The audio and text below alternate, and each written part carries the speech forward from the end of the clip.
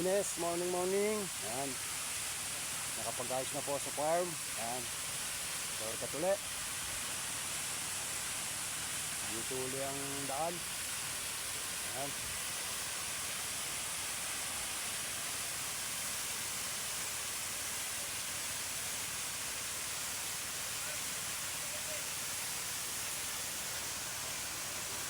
Yan, masisipag namin mga tropang nagagawa dito sa presa.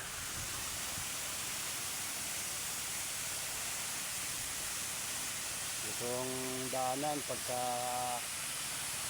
napunta lagi sa farm pag maaga para mabilis makarating kaysa sa highway.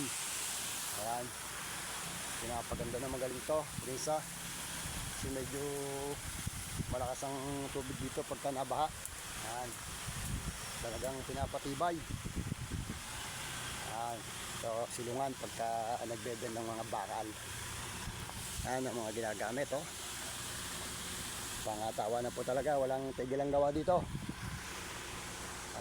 Sa linggo lang ang pahinga, pinaka day off, minsan may overtime pa. Ayan. Kaya mga tropa ko na rin yan, araw-araw kasi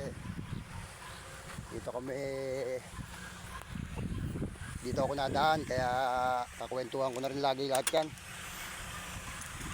Extra nga sana ako ng pinturahin dito ay pahinga muna ang kanilang plastering. Yan, tatapusin daw muna lahat yan bago pinturahan.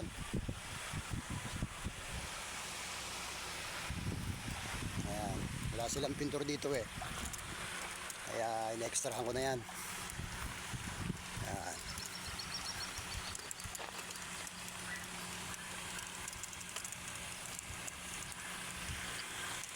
Malapit kasi pagka dito ako nadaan saglit lang.